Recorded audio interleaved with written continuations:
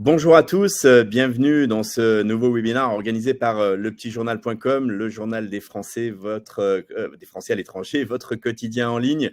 Je suis Hervé Hérault, le président et le fondateur des éditions du petitjournal.com. Bienvenue à tous. Nous sommes aujourd'hui pendant 1 heure avec Pauline Terrado, qui est responsable du recrutement à l'ESCP, pour aborder un sujet. Je souhaite expatrier, je souhaite intégrer l'ESCP Business School. Comment faire? Alors vous avez compris, vous avez 1 heure pour poser bien entendu toutes vos questions à Pauline qui va y répondre bien entendu. Vous en avez certainement de très nombreuses, que ce soit les critères d'admission, les dates, les calendriers, comment ça se passe. Voilà, rentrez vraiment, n'hésitez pas, posez bien toutes vos questions, soyez pas timides. Alors, les internautes, je vous rappelle également que le webinaire sera disponible en replay. Donc, si vous ne pouvez pas assister à la fin du webinaire, pas de souci, vous allez recevoir un mail quelques instants après la fin du webinaire avec le lien pour le replay. Donc, vous pourrez le voir ou le revoir. Vous pourrez également le partager évidemment à vos amis. Il y aura un article dans une dizaine de jours maximum également dans le petitjournal.com avec la vidéo YouTube, donc très facile à partager. De la même façon, évidemment, n'hésitez pas. On va utiliser le petit onglet questions qui est en bas à droite pour poser vos questions. Donc, il y a un petit onglet avec marqué poser une nouvelle question. Vous voyez, je vous mets un petit bonjour. Donc, déjà, je vais vous demander un petit quelque chose, les internautes. J'aime bien faire ça, mais je trouve ça sympa. Dites-nous où vous êtes. Est-ce que vous êtes en Asie et c'est la fin de journée? Est-ce que vous êtes sur le continent américain, en Afrique, en Europe? Allez, faites-nous voyager un petit peu. Montrez-nous également que ça marche, que vous avez vu, c'est le petit onglet questions en bas à droite. Faites-nous un petit coucou. Soyez pas timides, qu'on sache un petit peu qui vous êtes et où vous êtes. On va faire probablement un petit tour du monde parce que vous êtes probablement tous un petit peu éparpillés à droite, à gauche dans le monde entier. Je vois que vous êtes assez nombreux. Vous êtes connectés déjà. Je vois Juliette, Pascal, Pierre, Maïté, Katia. Bienvenue à tous. Faites-nous un petit signe. Allez, on a les premiers. Yuna, elle est aux États-Unis à Raleigh. Oh, ça doit être tôt, Yuna. Félicitations pour t'être levé si tôt. Katia, elle est à l'autre bout, elle est à Hong Kong. Écoute, c'est la fin de journée. Bienvenue, Katia. Pauline, je vais d'abord te laisser la parole pour te laisser te présenter, puis nous présenter un petit peu l'école, bien entendu. Bonjour, merci beaucoup Hervé. Je suis vraiment très contente de participer à cette session de webinaire. Donc, bienvenue à tous. N'hésitez vraiment pas à poser vos questions tout du long. Je suis là pour y répondre. Donc moi, je suis Pauline Terrado. Je travaille effectivement au sein de l'ESCP Business School en tant que recruteur. Du coup, je suis votre contact en direct. Si vous avez la moindre question par rapport à l'école, par rapport aux admissions, par rapport à votre dossier également, quelles sont les meilleures voies à favoriser pour également par rapport à votre profil. Donc, je suis là pour vous accompagner dans toutes ces démarches. Peut-être quelques mots rapides, Hervé, pour représenter un petit peu, parler un petit peu effectivement de l'école. Donc, à l'ESCP, donc on fait partie des grandes écoles de commerce en France. Vous allez pouvoir retrouver tout un panel de formations qui va être très large, très varié. Aujourd'hui, on va surtout être là pour plus proprement parler du Bachelor in Management, qui est un programme très généraliste. C'est une licence en 3 ans, qui a le grade de licence, je souhaite préciser, et qui est une formation très internationale qui va se faire 100% en anglais dès la première année. Alors, une chose également qui est importante à savoir par rapport à l'ESCP, ce qui fait notre ADN, j'ai envie de dire, c'est que on est une école européenne, envergure européenne, c'est-à-dire qu'on est présent en fait dans des grandes villes européennes. Donc sur toutes les formations que vous allez pouvoir retrouver au sein de l'école, on va demander à un moment donné à nos étudiants de changer de pays parmi nos propres campus ou avec des écoles partenaires également. Et par rapport au bachelor spécifiquement, vous allez devoir en tant qu'étudiant changer de pays chaque année. Voilà, parmi nos propres campus. Voilà. Donc, c'est au niveau de la structure, comment ça se passe sur les 3 années d'études. Après, vous avez plein d'autres possibilités en interne dans l'école, par la suite sur vos années de master également. Donc, n'hésitez pas si vous avez la moindre question. Je suis là pour y répondre pendant cette heure de webinaire. Super, Voilà. bah, très bien. Merci pour cette introduction, Pauline. Allez, on a Jutta ou Utah, je ne sais pas comment on dit, qui est à Singapour, Claire qui est à Copenhague, Pascal à Vienne. Bienvenue une fois de plus à tous. Posez bien vos questions avec le petit onglet questions à droite. Moi, je vais commencer peut-être par une première question, puisque c'est tout simplement le thème du webinaire. Je souhaite intégrer le SCP Business School. Alors, comment faire? Est-ce que je dois aller sur Parcoursup? Est-ce que je dois candidater directement en ligne avec vous? Est-ce que tu peux déjà nous indiquer, je dirais, le process de départ? Je vais essayer effectivement de démystifier un petit peu tout ça. Alors, je pense que la première question vraiment à se poser, ça va être quel type de diplôme vous êtes en train de passer actuellement? Est-ce que vous êtes en train de faire un baccalauréat national français, un bac international, un A-level, un high school diploma? Donc, dépendamment en fait du diplôme que vous êtes actuellement en train de passer, vous allez effectivement avoir une plateforme à favoriser peut-être plutôt qu'une autre. Donc, au niveau des différentes possibilités de candidature, on est effectivement sur Parcoursup, comme tu l'as très bien dit, Hervé. Donc ça va être avant tout pour des étudiants qui font un bac national français et qui souhaitent faire leur première année de bachelor à Paris, majoritairement. Après, on a également des admissions via notre site internet directement, donc qui est vraiment pour le coup notre plateforme d'admission principale, qui va accepter tout type de diplôme. Donc les étudiants qui font un IB, des étudiants qui font un bac national français, un high school diploma et j'en passe, plein d'autres. Pour les étudiants en tout cas qui font un baccalauréat national français, uniquement pour cela, et qui souhaitent candidater via notre site internet directement, ça sera pour pouvoir intégrer le campus de Londres ou de Turin en première année de bachelor. Je répète encore une fois, si c'est Paris qui vous intéresse, pour vous, ça sera obligatoirement par Parcoursup. Pour tous les autres, sinon, c'est via notre site internet qu'il faut effectuer les candidatures. Après, sinon, nous sommes également présents sur Common App et également sur UCAS. Voilà. Mais c'est vrai que notre plateforme d'admission principale, c'est le site. D'accord. Alors, on a certainement des élèves des lycées français qui nous écoutent.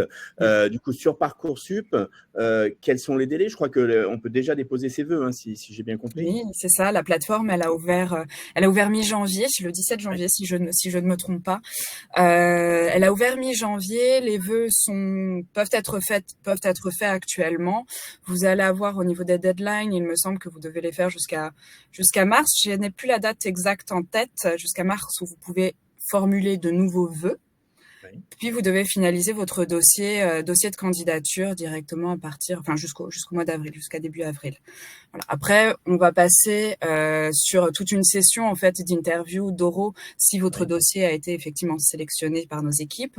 À ce moment-là, les oraux auront lieu en fait sur la partie de fin avril. Et puis des résultats qui sont en mai. Voilà, fin mai. Donc le processus, c'est pour dossier sur Parcoursup ou en direct sur votre site. Et après, il y a des entretiens, c'est bien ça? C'est ça. Et au niveau du dossier, que ça soit du coup via notre site internet ou via Parcoursup ou via une autre plateforme, c'est le même processus en fait qu'on a au niveau des admissions. C'est-à-dire qu'on va en fait évaluer votre dossier, on va vous demander plein de documents, mais on va évaluer votre dossier d'un point de vue académique et d'un point de vue non académique.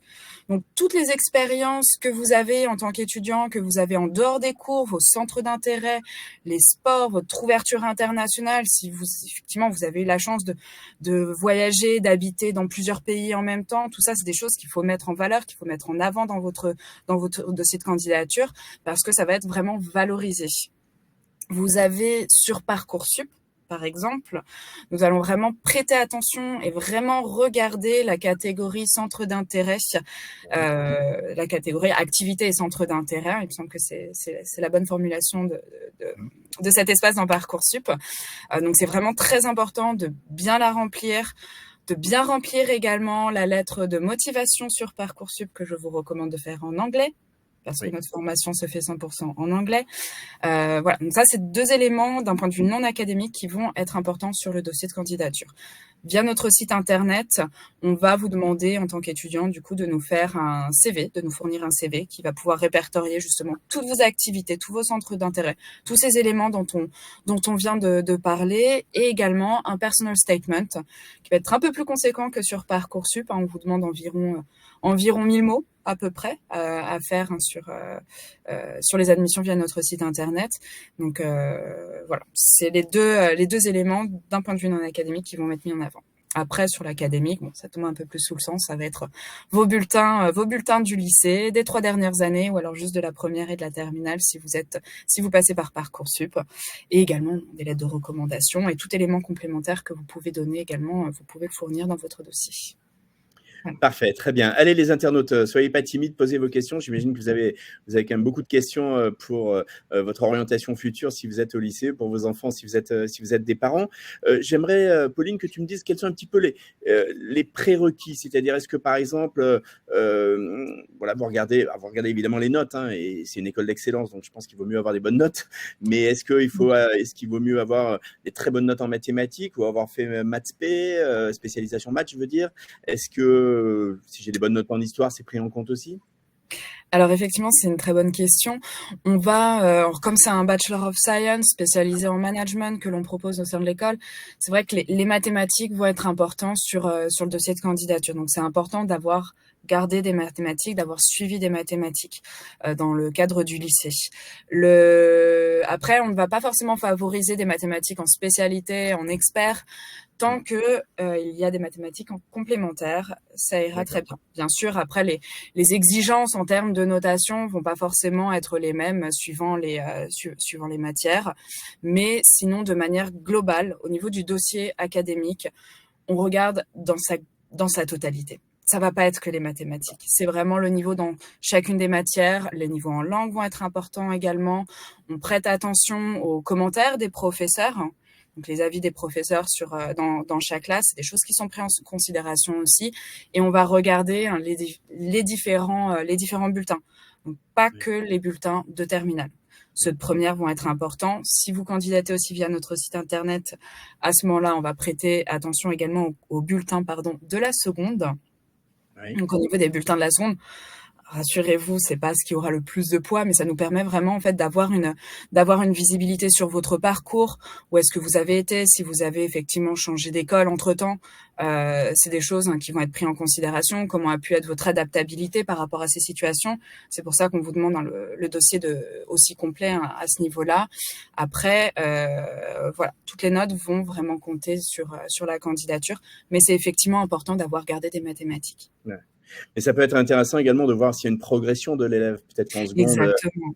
voilà, on n'est pas très mature ou pas prêt, ou je sais pas. Et puis après, si on progresse, j'imagine que c'est des choses que vous prenez en compte. C'est exactement, ce sont des choses qu'on va prendre en considération, qu'on va prendre en compte, que tout ce qui va être courbe positive, ça va effectivement avoir un bon impact. Ça nous permet vraiment d'avoir une visibilité en termes de parcours, comment s'adapte l'étudiant, s'il y a eu des moments peut-être un petit peu plus difficiles que d'autres. C'est des choses qui sont prises en considération dans les dossiers. Oui. Et est-ce qu'il y a une moyenne quand même minimale une fois de plus, je le redis, c'est une école d'excellence, mais je sais pas si j'ai 13 de moyenne, est-ce que ça vaut le coup que je candidate ou est-ce que c'est vraiment un peu trop faible? Alors c'est vrai qu'à partir, 13 de moyenne, ça va être un petit peu limite, un petit peu limite pour pouvoir candidater. En dessous, à partir de 14, en dessous de 14, ça devient très, très, très compliqué d'intégrer. Encore une fois, au niveau de l'admission, au niveau du dossier de candidature, ça va pas être que d'un point de vue académique non plus. Il y a le côté non académique qui va aussi avoir beaucoup d'importance sur la notation du dossier et pour pouvoir décrocher aussi du coup derrière l'interview, parce que le fait de déposer un dossier ne veut pas dire également que l'interview sera automatiquement donnée non plus. C'est vraiment en 2 étapes à ce niveau-là. Mais c'est vrai qu'en dessous de 14, à partir de 14 de moyenne, ça commence à être compliqué, on va dire, d'intégrer. D'accord. J'ai une question par rapport à l'anglais, puisque donc tu l'as dit, votre programme est en anglais. Ce programme-là est en anglais. Du coup, est-ce que vous demandez des certifications, je pense TOEIC ou des choses comme ça, si là on a pas mal d'étudiants qui vivent à l'étranger, donc pour qui l'anglais est relativement naturel, pas forcément, mais pour beaucoup, ou peut-être des étudiants étrangers. Donc comment ça se passe sur cette partie-là? Effectivement, l'anglais, on va demander une certification d'anglais pour justifier du niveau d'un point de vue académique.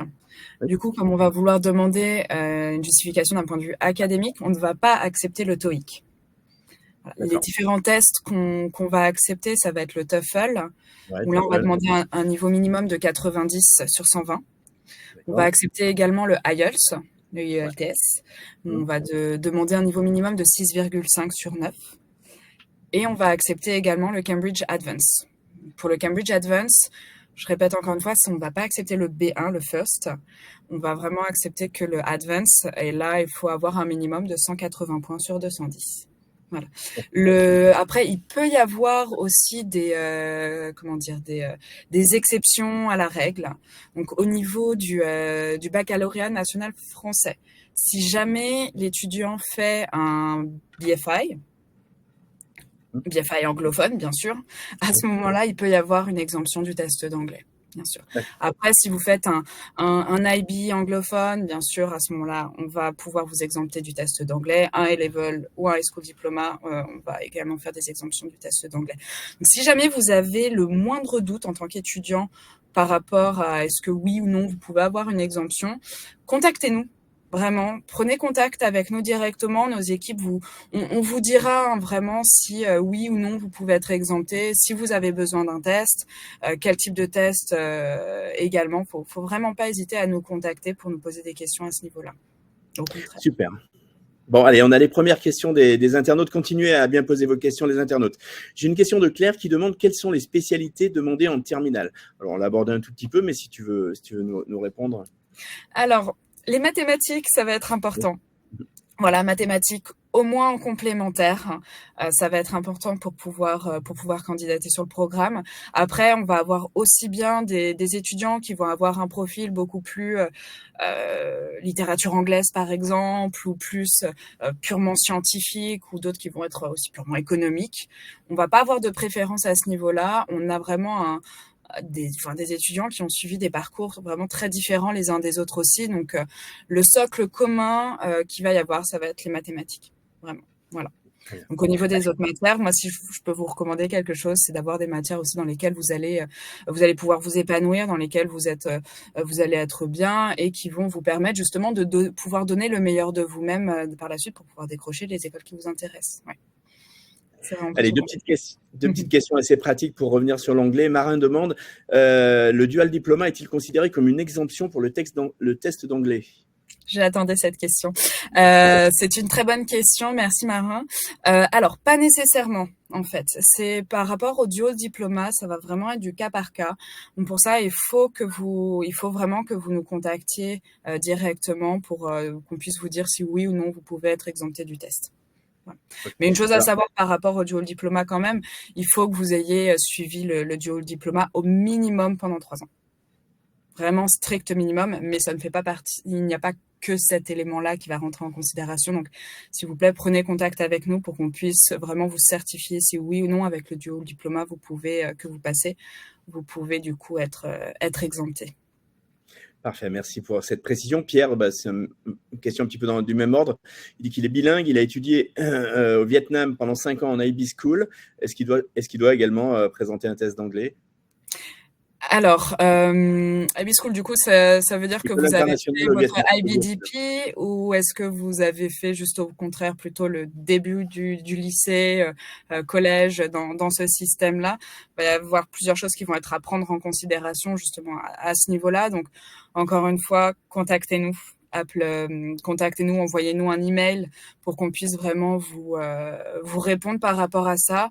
Donc Pierre, vu que vous habitez, je pense, en tout cas vous avez habité pendant longtemps au Vietnam, n'hésitez pas à contacter plutôt du coup notre campus de Londres qui va être, je pense, votre contact privilégié pour gérer votre candidature et pour vraiment vous dire si oui ou non vous pouvez être exempté effectivement du test d'anglais avec votre parcours. Parfait. Allez, on continue. Les internautes, posez bien toutes vos questions. On a une question de Pascal Pauline qui demande est-ce que les oraux, donc les entretiens, les oraux d'avril, se déroulent en anglais? Très bonne question. Alors, pas nécessairement. Une chose à savoir en fait avec l'interview, avec l'entretien, c'est déjà, ils vont pas être là pour vous tester totalement sur votre anglais parce que pour ça, on vous demande justement le test d'anglais à ce niveau-là. En général, l'interview se passe en français, mais vous avez automatiquement quelques questions qui vous sont posées en anglais. Minimum 1 à 2. une à deux questions qui vont vous être posées en anglais. Après, vous, si de votre côté, vous êtes plus à l'aise de le faire 100% en anglais, c'est aussi tout à fait possible. On n'a pas de préférence.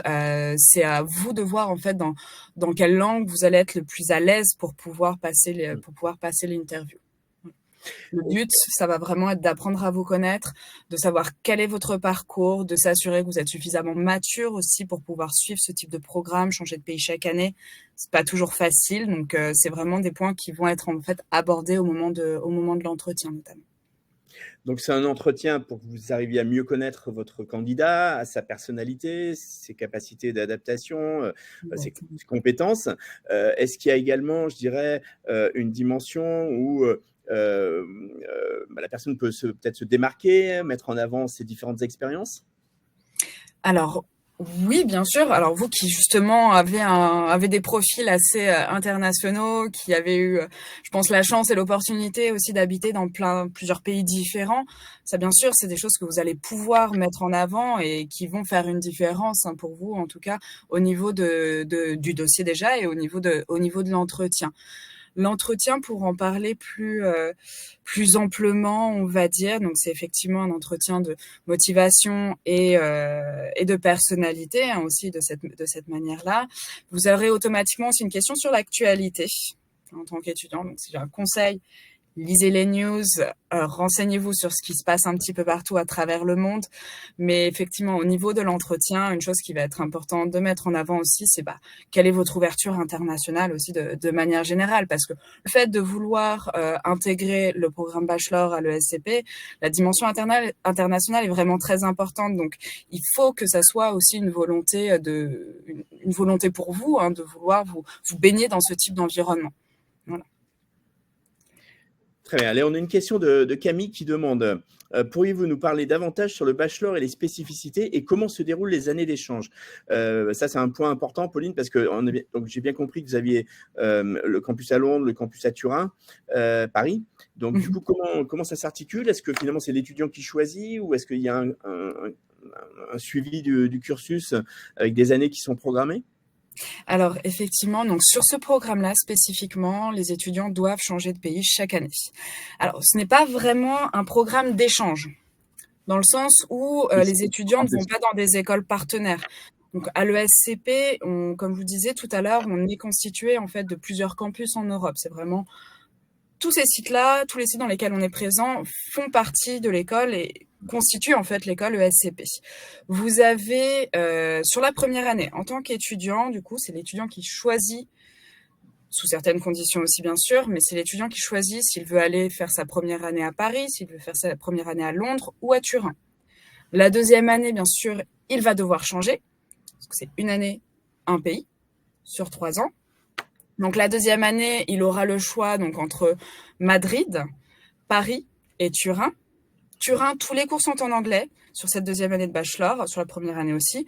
Sur Paris et sur Madrid, par contre, en deuxième année, vous allez avoir un cours qui va être enseigné dans la langue du pays au deuxième semestre. Donc pour pouvoir aller à Madrid en deuxième année de bachelor, il faut déjà avoir fait de l'espagnol au moins en LV2 pour pouvoir certifier d'un niveau B1 en espagnol. Pour Paris, c'est pareil, mais pour vous, ça pose pas de souci du tout. C'est un cours de droit, du coup, qui est enseigné dans la langue du pays au deuxième semestre. Je sais plus si je l'avais dit. Sur la troisième année de bachelor, système un peu différent. Vous avez tous nos campus qui sont ouverts, qui sont accessibles. Et ce campus de troisième année, en fait, va se choisir à la fin de la première année de bachelor. Donc, vous avez le temps, déjà, en tant qu'étudiant, de réfléchir un peu aussi, où est-ce que vous voulez aller, ce que vous voulez faire. Tous les cours sont enseignés en anglais sur la troisième année, sauf pour le campus de Madrid, où vous allez avoir encore des cours qui vont être enseignés en espagnol.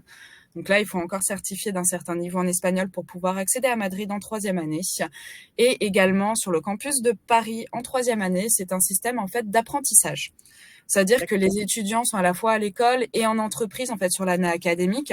Vous partagez, en fait, la semaine sur 2 jours à l'école, 3 jours en entreprise, et ça s'inverse d'une semaine à l'autre.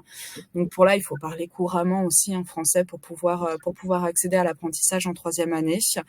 Voilà. Après, sur les autres sites, Londres, Berlin et Turin, tout est enseigné à temps plein en anglais. Il n'y a pas besoin de connaître, pour Londres, l'anglais bien sûr, mais il n'y a pas besoin de connaître forcément l'allemand par exemple ou l'italien Oui, pour pouvoir y aller. Voilà. d'accord. Et encore une fois, chaque année, un pays différent. Vous pouvez pas faire 2 fois Paris, vous pouvez pas faire 2 fois Turin. Ouais, Il faut vraiment bouger d'une année à l'autre. Donc, au niveau, au niveau du coup des années d'échange, c'est les étudiants qui choisissent pour la première année et la deuxième année de bachelor au moment du dossier de candidature, en fait.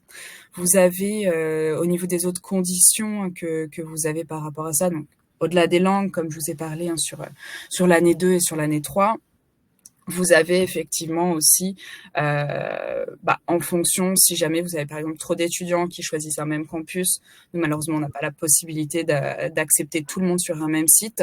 Donc là, vous avez une sélection après qui se fait, qui passe par un comité d'admission qui ne révoque pas l'admission au programme, mais derrière, si du coup il n'y a plus de place sur un site, on vous propose un autre site à la place. sur un autre C'est site. vraiment les conditions qui vont faire que un premier choix d'un étudiant ne sera pas accepté, mais généralement c'est le cas. Bon, bah, ça fait en tous les cas, c'est pas une punition de changer chaque année. C'est magnifique, quelle chance pour tous ces jeunes. Est-ce que la dimension, Étonnamment. bon, c'est tout en anglais. J'ai vu que si on va à Madrid, on fera on sera dans un environnement espagnol, à Paris, un environnement français aussi. Est-ce qu'il y a également la possibilité de poursuivre ces langues vivantes? Je pense à certains peut-être de nos étudiants qui je sais pas, ont appris le chinois, l'arabe ou le portugais, peu importe. Est-ce que c'est une dimension qui rentre en compte aussi? Alors, pas toutes les langues, malheureusement. Il y a effectivement les langues en fonction des différents campus qui sont accessibles. Et vous avez également du mandarin qui va être accessible sur tous nos sites. Après, effectivement, ça va être les seules langues qui vont être possibles du coup d'étudier dans le cadre du bachelor. D'accord. Est-ce que peut-être, Pauline, parce que bon, évidemment, le SCP, c'est une école très connue et c'est une business school, mais est-ce que tu peux nous parler un petit peu des contenus? Qu'est-ce qu'on y apprend finalement dans ce bachelor en management? Merci, c'est une très bonne question, effectivement très importante Ah sur oui, 3 années d'études. Il faut un peu savoir aussi dans quoi on s'embarque. Donc effectivement, c'est un bachelor of science, comme je vous disais, qui est spécialisé en management. Donc vous avez effectivement une dimension quantitative qui va être très importante sur le programme.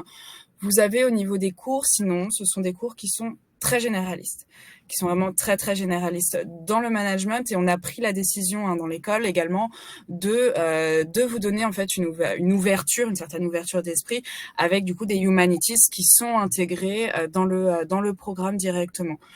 Donc au niveau des cours plus spécifiquement, pardon, vous allez avoir donc des cours de marketing, des cours de stratégie, de finance, comptabilité, macroéconomie, microéconomie, donc qui sont la partie, on va dire assez classique du management de la gestion. Et vous allez aussi avoir des cours d'histoire, des cours de géopolitique, des cours de psychologie, de consumer behavior pour avoir justement un peu toute cette ouverture d'esprit. Concrètement, le programme du bachelor est vraiment là pour vous donner en fait des bases solides sur tout ce qui va être axé au management, de pouvoir comprendre en fait comment fonctionne une entreprise au niveau de ses différentes structures, comment pouvoir gérer également une entreprise de manière générale et dans quel type d'environnement en fait l'entreprise va pouvoir évoluer aussi. Donc quels sont les enjeux internationaux par exemple. Tout ça, c'est des éléments qui sont vus dans le cadre du programme bachelor. Vous avez bien sûr tout cet aspect théorique et beaucoup de mise en pratique également. Donc à ce niveau-là, c'est très axé sur le système, je veux dire anglo-saxon, où vous allez avoir beaucoup de projets en tant qu'étudiant. Donc ce ne sont pas que de l'aspect théorique que vous allez avoir, que vous allez pouvoir apprendre. Vous avez beaucoup de projets dans chaque classe à devoir faire, à devoir mener des projets de groupe, des projets un peu plus solo également. Vous allez avoir des projets à devoir mener sur l'année. Donc par exemple, sur la première année de bachelor, vous avez sur l'année académique du coup, dans des groupes de, je crois, 5 à 7 étudiants, quelque chose comme ça. Vous mixez entre nationalités. Ça, c'est une obligation sur cette partie-là, justement, où vous allez devoir créer un projet de A à Z, quel qu'il soit, vraiment quel qu'il soit, sur l'année académique et pouvoir, du coup, le présenter à la fin de l'année, face à un jury.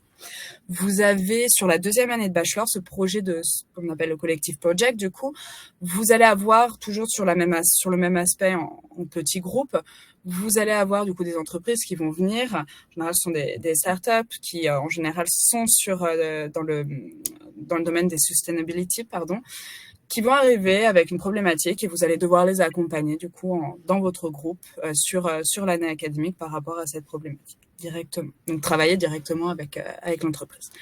La troisième année, c'est un système un petit peu différent où là, vous allez pouvoir reprendre tous les enseignements que vous avez sur les 3 années d'études et sur toute une semaine, vous avez du coup des business games qui sont mis en place pour que vous puissiez justement mettre, on va dire, en réalité, en quelque sorte, du coup, l'enseignement que vous avez pu apprendre sur les 3 années d'études. Donc, vous avez aussi bien tout cet aspect théorique, mise en pratique, et des stages, effectivement, aussi à devoir effectuer, des stages en entreprise pour pouvoir valider votre diplôme. Voilà. Donc, c'est un programme, je dirais, qui est très, très, très transversal, très généraliste de cette manière pour que derrière, en fait, sur les années de master, l'étudiant puisse vraiment plus se spécialiser dans un domaine en particulier. Voilà. Peut-être tu peux nous dire juste un petit mot sur les stages, parce que je sais que c'est un point qui est souvent important. Alors, j'imagine qu'ils sont incités et même obligés. Comment c'est chaque année? C'est en 3e année? Comment ça s'organise? Alors, en général, les étudiants font un stage en chaque année. Pour pouvoir compléter en fait le diplôme, l'étudiant doit valider un minimum de 20 semaines de stage pour pouvoir valider le diplôme. Je dis bien minimum parce que on peut faire bien sûr beaucoup plus. En fait, l'année académique, elle est coupée en différentes parties. Donc les cours commencent toujours en septembre, finissent en avril, fin avril, où là, il y a les derniers examens.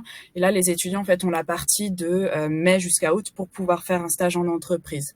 On a, sur ces 20 semaines de stage obligatoires pour valider la formation, il est obligé d'en faire un en 2e année et obligé d'en faire un en 3e année de bachelor également.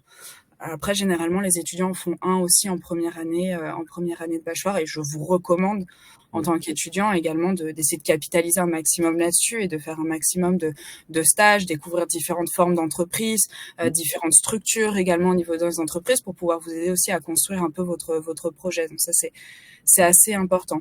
On a au sein de l'école, si jamais vous recherchez du coup des stages spécifiques, que vous avez besoin de conseils directement, vous avez plein de services au sein de l'école qui sont aussi accessibles.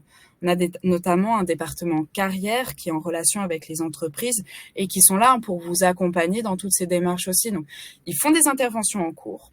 Ils font des interventions en début d'année, notamment pour les premières années de bachelor. Mais vous pouvez également, en tant qu'étudiant, faire des rendez-vous personnalisés avec eux. Ils peuvent vous coacher sur faire des mock interviews, vous coacher sur comment faire votre CV, comment vraiment chercher dans un type de secteur en particulier. Ils organisent plein d'événements au sein de l'école où ils invitent des entreprises pour que vous puissiez du coup être recruté par les entreprises directement. Donc, capitaliser un maximum sur toutes les possibilités que vous allez pouvoir retrouver justement au sein de l'école. Parfait. Allez, on est à peu près à la moitié de ce webinaire. Les internautes continuez à bien poser toutes vos questions avec le petit onglet questions en bas à droite. Je vous rappelle que si vous avez raté le début ou si vous ne pouvez pas assister à la fin, que le webinaire sera disponible en replay quelques instants après la fin du webinaire. Vous recevrez un mail avec le lien sur l'adresse à laquelle vous vous êtes inscrit. Donc, pas de souci, vous n'aurez rien perdu. Mais en revanche, posez bien vos questions. On a la chance d'avoir Pauline encore une petite demi-heure avec nous pour répondre à toutes vos questions. Allez, on a une question de Charlotte, justement, qui demande la plupart des diplômés se lancent-ils directement dans la vie professionnelle ou prolongent-ils avec un master? Et dans ce cas-là, où et quel type de master? Donc, ça, je pense, c'est une question intéressante vis-à-vis des débouchés. C'est une question effectivement très intéressante. Vous avez chaque année, alors après c'est très culturel aussi, vous avez chaque année à peu près 50% de nos étudiants qui continuent directement sur un master et à peu près 50% qui commencent à travailler soit avant de reprendre un master, vous en avez qui ouvrent leur propre boîte également. Donc il y a plein de possibilités et c'est aussi un point de vue intéressant en fait des bachelors de manière générale, c'est que en tant qu'étudiant, vous n'êtes pas fermé dans une même école aussi. Vous pouvez vraiment construire votre parcours académique un peu de la manière en fait qui va être la plus appropriée par rapport à vous et par rapport à votre projet. Au niveau Au niveau des masters, on va peut-être commencer par les masters. C'est très large, c'est très varié. Vous avez la possibilité en tant qu'étudiant de rester au sein de l'ESCP. On est toujours content que effectivement vous restiez dans l'école. On a plein de programmes de masters différents qui sont accessibles, des très beaux cursus. On a cette année, on a beaucoup d'étudiants du bachelor par exemple qui ont intégré notre master en finance, qui est classé numéro 1 mondial par le Financial Times, donc qui est une très très belle formation. Après, vous avez la possibilité également d'intégrer des masters dans d'autres écoles, que ça soit des écoles privées, des universités également. Vous n'avez pas de porte qui se ferme. À ce niveau-là, au niveau des écoles, des types de programmes, c'est vrai que comme on est un Bachelor of Science, vous avez pas mal de nos étudiants, effectivement, qui vont s'orienter plutôt dans des secteurs reliés à la finance de manière générale, mais ça ne veut pas dire que tous nos étudiants font ça du tout. On a plein qui s'orientent plutôt dans dans le management du luxe, dans le management du sport, dans le marketing digital. Enfin, ça reste très ouvert, très varié. Dans les sciences politiques également, que ça soit en France, aux États-Unis, en Angleterre, Espagne, Italie, Australie, Chine, beaucoup en Chine aussi. Enfin, vous avez beaucoup de possibilités en tant qu'étudiant.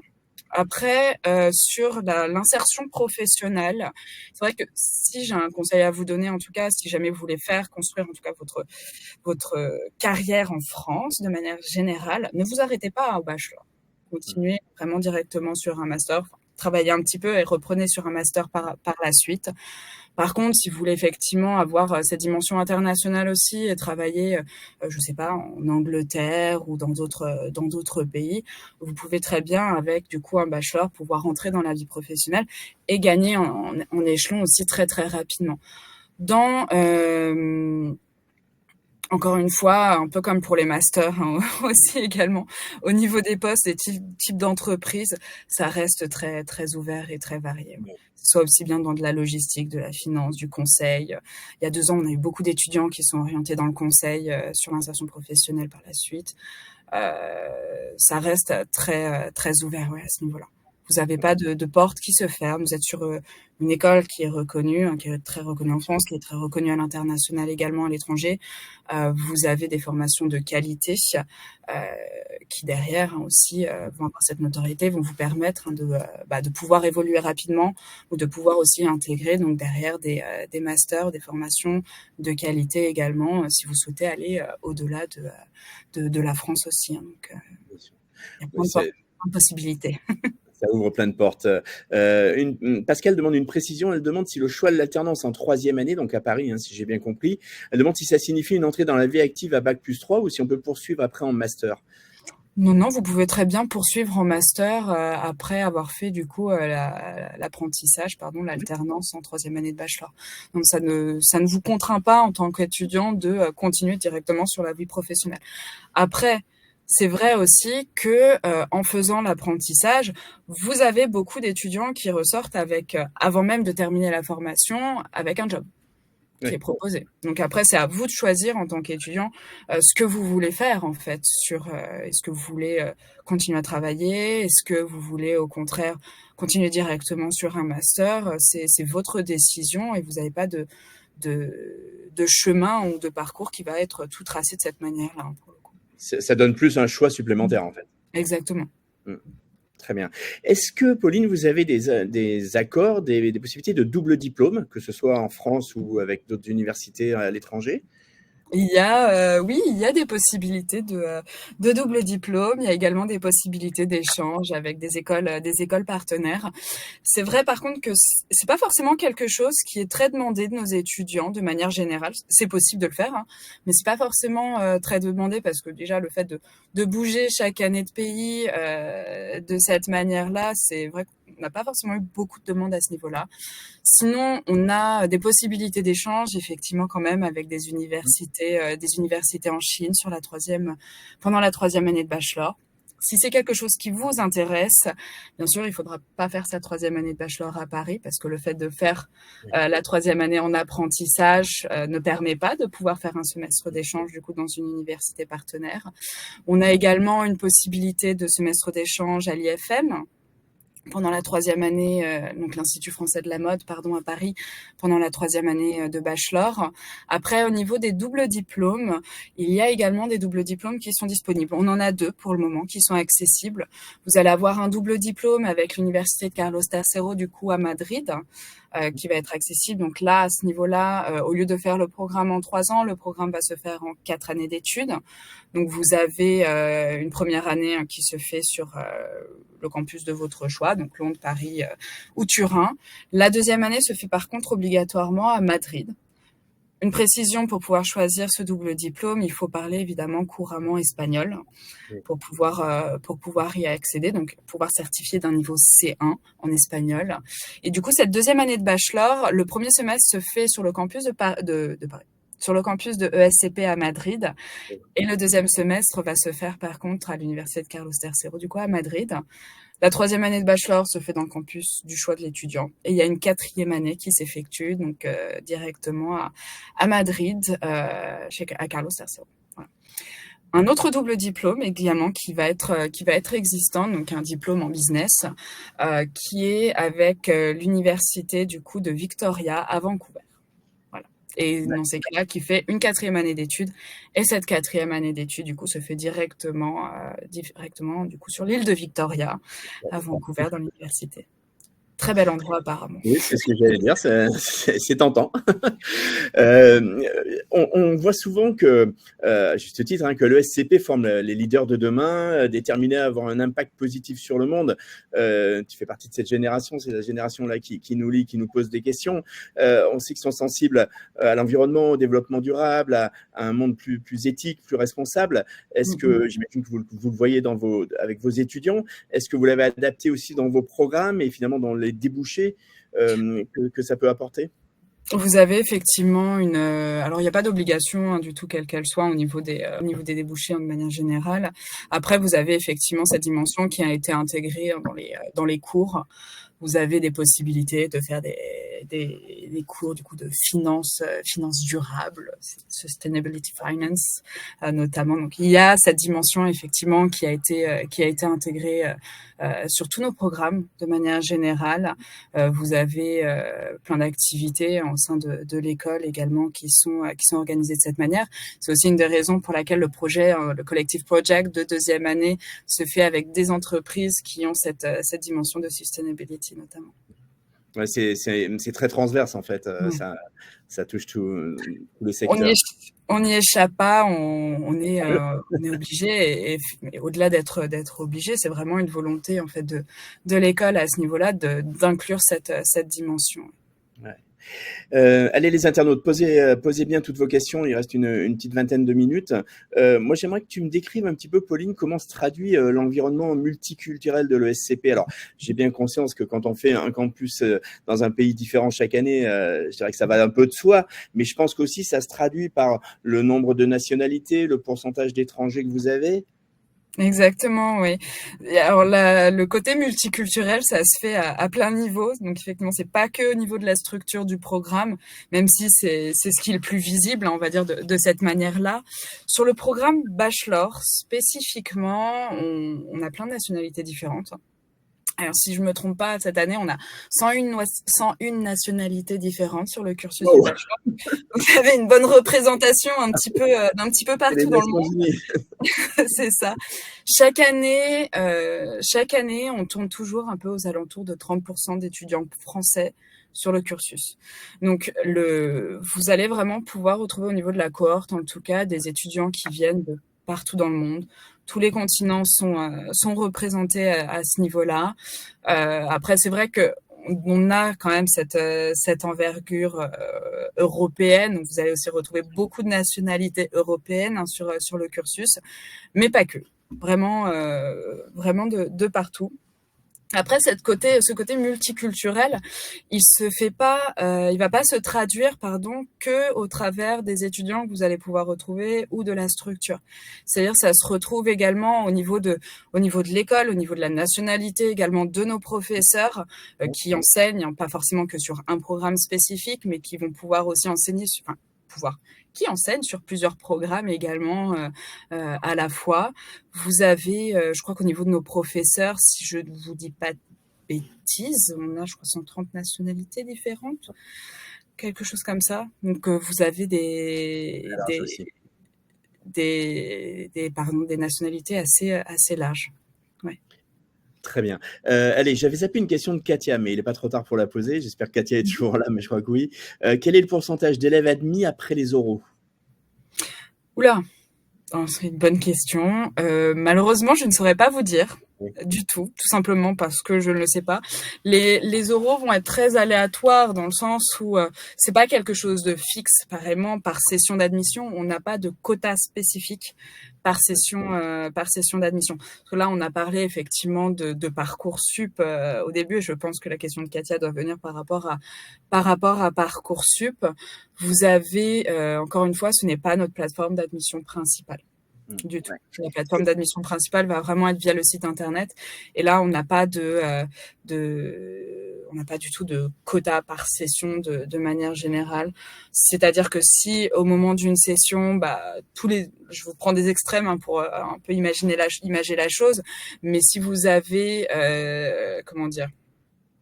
si vous avez tous les dossiers qui sont excellents sur une session et que tous les interviews sont excellentes sur cette session, tous les étudiants seront admis sur cette session. Pareillement, si aucun dossier n'est bon ou alors si aucune interview se passe bien et que ça ne compense pas avec le dossier, dans ces cas-là, aucun dossier et aucun étudiant ne sera pris. C'est vraiment pour vous imaginer les extrêmes. Il n'y a pas du tout de choses fixes à ce niveau-là. Encore une fois, le fait d'avoir l'interview ne veut pas dire que automatiquement vous allez être admis non plus. Et vous avez une autre sélection aussi qui se fait à ce niveau-là en fonction de comment vous êtes on va dire, même si c'est pas vraiment une note, mais la note que vous avez eue par exemple à votre dossier, la note que vous avez eue à votre interview, les deux du coup vont pouvoir après à la fin dire si oui ou non vous êtes admis sur le cursus. Donc le fait d'avoir l'interview ne veut pas dire que tout est donné non plus. Bien sûr. Allez, on a une question de Pascal qui demande: des logements sont-ils prévus sur les campus ou à proximité des campus? Et en gros, comment vous aidez aussi vos étudiants qui viennent d'un petit peu partout dans le monde à résoudre la question du logement? Alors, on a, quand on parle de campus, effectivement, donc on est dans les centres des villes, on n'est pas dans les périphéries. Dans les périphéries des villes, vous avez à ce niveau-là, on n'a pas du coup la possibilité effectivement de loger nos étudiants. Donc, quand on parle de campus, on parle de l'école en tant que telle et pas de logement. Par contre, on a au sein de l'école effectivement des différents services qui sont accessibles pour les étudiants. On a un département étudiant sur chacun de nos sites qui est là pour accompagner les étudiants dans tout ce qui va être lié à la recherche de logement. On travaille beaucoup avec plusieurs résidences étudiantes qui ont des places aussi un peu spécifiques pour pouvoir accueillir aussi les étudiants en SCP. Si j'ai un conseil par rapport à certaines destinations, et là je pense notamment à Londres ou à Paris, c'est vraiment important aussi de regarder aussi suffisamment tôt pour pouvoir s'assurer aussi un logement. Surtout à Paris où cette année, je vous rappelle, on a les Jeux Olympiques qui vont avoir lieu. Donc la question du logement aussi va être une grande question, hein, on va dire, sur cette année. Donc le plus tôt vous commencez à chercher, le mieux c'est. Vous avez au-delà de mes collègues du département étudiant qui vont être là pour vous accompagner. Nous, en interne, on organise très régulièrement des sessions de webinaires aussi. Là, on va bientôt rentrer justement dans les sessions où on va commencer à vous parler de tout ce qui est recherche de logement, de manière générale, pour que vous puissiez commencer un peu aussi vos démarches. Là, je vais peut-être faire un petit peu old school. On a aussi des groupes Facebook qui sont spécifiques à chaque site. Ça marche bien. Ça fonctionne bien, mais ça continue de fonctionner. Mais c'est vrai que ça commence à être un petit peu old school à ce niveau-là. Ces groupes Facebook, en fait, elles sont mis à jour très régulièrement où vous avez justement des propriétaires d'appartements. Donc, vous avez plein d'offres d'appartements qui sont mis à jour régulièrement pour que vous puissiez, si vous voulez trouver un logement plutôt privé plutôt qu'une résidence étudiante, vous avez ces possibilités-là et qui sont accessibles sur chacun de nos sites aussi. Très bien. Une question de Margot, étudiant ou étudiante, je ne sais pas, diplômée en IB, qui postule directement donc depuis le site internet. Quand commencent les admissions et y a-t-il plusieurs vagues de sélection? Alors oui, effectivement, il y a plusieurs vagues de sélection. Vous avez, alors si vous passez les admissions via notre site internet, une première chose à savoir, c'est que en fonction de là où vous habitez actuellement et en fonction de là où, on va dire, vous faites votre diplôme actuel, vous allez avoir votre dossier de candidature, pardon, va plutôt être géré par notre campus de Paris, notre campus de Londres, Madrid, Turin ou Berlin. Donc, première chose, prenez contact avec nous pour savoir justement quelles sont les dates auxquelles vous devez prêter attention pour pouvoir candidater. Contactez-nous. On vous dira automatiquement quelles sont les dates les plus appropriées et dites-nous à ce moment-là où est-ce que vous habitez actuellement pour qu'on puisse vous donner les dates spécifiques. Donc, nos sessions d'admission via le site internet ont déjà commencé. Elles ont commencé en novembre. Donc, on est actuellement sur le milieu, on va dire, des admissions. Vous avez à chaque fois, donc vous avez une session en novembre, vous avez une session en janvier, une session en février, une session en mars. En fonction également de où vous habitez, vous pouvez avoir éventuellement une session en avril également. Pour la France, si vous faites un bac national français et que vous candidatez à ce moment-là pour intégrer le campus de Paris, ça sera des admissions Parcoursup. Donc les oraux seront en avril. Donc chez nous, nous n'avons pas de session spécifique via le site en avril. Ça s'arrête à partir de mars. Et on aura une toute dernière session, qui aura lieu en mai, fin mai, mais que je vous recommande pas du tout. Cette dernière session-là, elle est commune à tous les campus et elle sera le 22 mai. Voilà. Bon, voilà, c'est clair. Allez, des petites questions encore d'interviews. Pascal demande si les interviews ont lieu en personne ou en visio online. Très bonne question. Alors, très très bonne question. Non, toutes les interviews ont lieu en ligne. Il y a quelques années, on faisait effectivement passer des entretiens en personne. Malheureusement, on va pas vous faire, si vous êtes à l'autre bout du monde, on va pas vous demander de venir à Paris pour passer l'interview. Donc ça, c'est des choses qu'on ne fait plus. Donc tout se fait en ligne pour tout le monde. Même si vous habitez Paris et que votre dossier est géré par le campus de Paris, l'interview se fera en ligne automatiquement. Voilà. Pour tout le monde, pareil. Réponse claire. Margot demande, est-il préférable de postuler via UCAS ou directement via votre site internet? Alors, en toute honnêteté, il est préférable de candidater directement via le site internet. Via UCAS, ce qui va être un petit peu le même système, on va dire que par Parcoursup d'une certaine manière, vous avez des résultats qui sont assez tard dans l'année.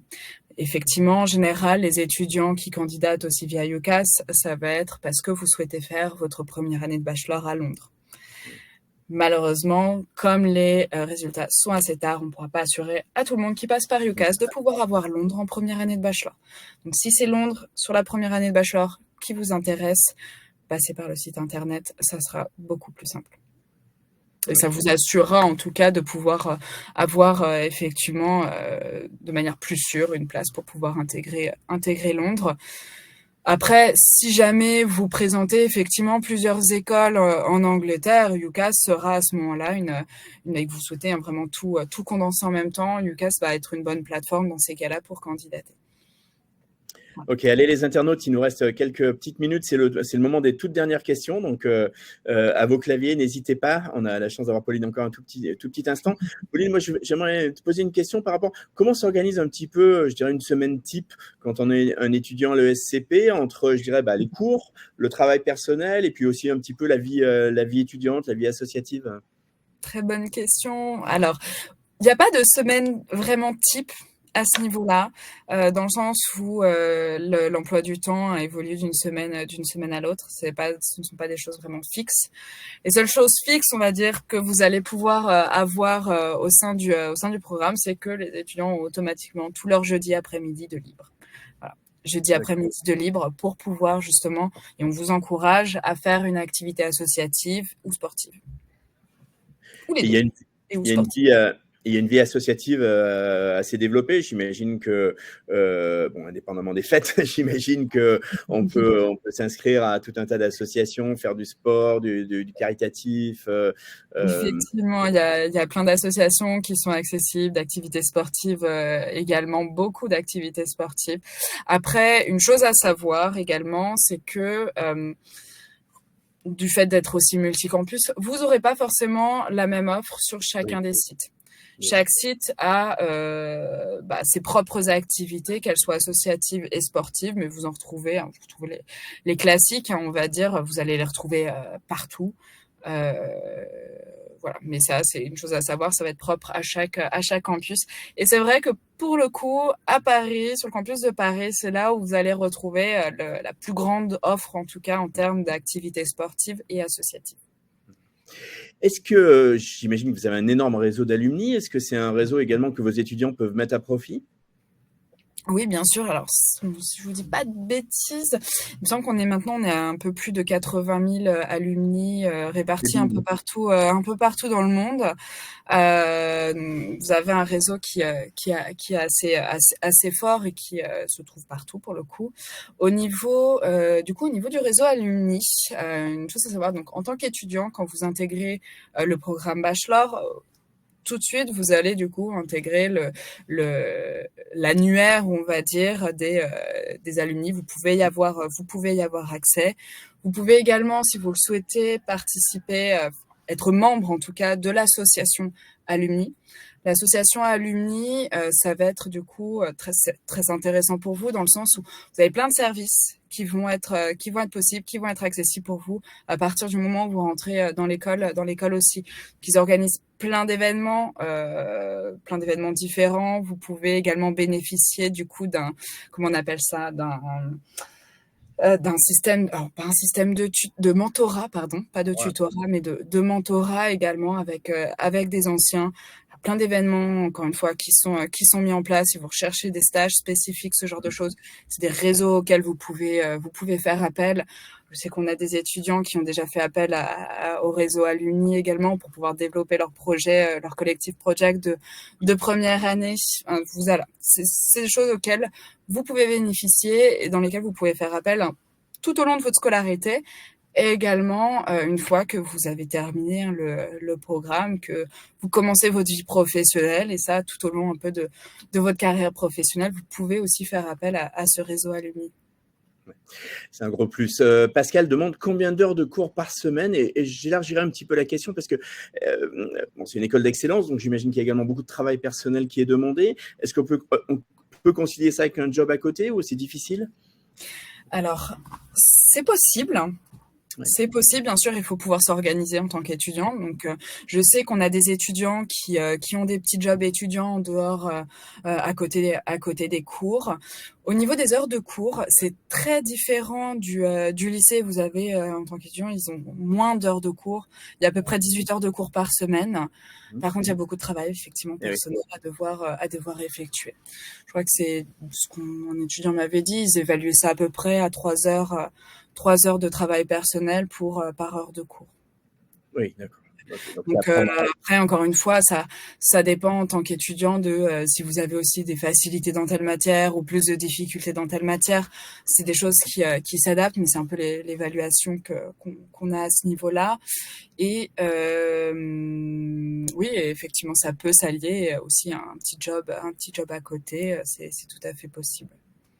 Parfait. Allez, on arrive au terme de ce webinaire. Moi, je vais te poser une dernière question, Pauline, et puis tu nous donneras un mot de la fin. Je veux savoir, d'après toi, quels sont les points forts de l'ESCP pour un jeune expatrié comme le sont les internautes ici? Qu'est-ce que tu mettras en avant dans votre école, dans ce programme bachelor qui leur correspond bien? Avant tout, si justement le caractère multiculturel, le caractère international, c'est quelque chose qui vous tient à cœur, dans ces cas-là, vraiment, ça va être un programme, une école, mais surtout un programme qui va être fait pour vous, que ce soit au niveau effectivement de la structure du cursus, du type de personnes que vous allez pouvoir retrouver en interne dans l'école. C'est vraiment un peu l'atout et la force de ce programme directement. Et ce n'est pas juste des mots à ce niveau-là. Les différentes nationalités qu'on peut retrouver sont très représentatives du cursus. Parfait, très bien. Merci beaucoup, Pauline. Merci à tous les internautes. Je vous rappelle que dans quelques instants, vous allez recevoir le lien du replay. Il y aura également un article dans lepetitjournal.com dans quelques jours, une vidéo YouTube. Donc, n'hésitez pas à le revoir et surtout à le partager aussi, bien entendu, avec vos autres copains lycéens ou d'autres parents dont les enfants pourraient être intéressés. C'est le moment, hein, on l'a vu. Vous pouvez encore déposer vos vœux sur Parcoursup, candidater en ligne directement sur le site de l'ESCP. Contactez évidemment Pauline et les équipes de l'ESCP pour avoir plus d'informations. C'était un plaisir. Merci beaucoup, Pauline Terrado, responsable du recrutement à l'ESCP. Merci pour cet échange. C'était un plaisir d'animer ce webinaire avec toi. Merci Hervé. Merci pour l'invitation. Et puis à très bientôt. Merci à tous les internautes. Bonne journée ou bonne soirée selon où vous êtes. Et à très bientôt. Au revoir. À bientôt. Merci.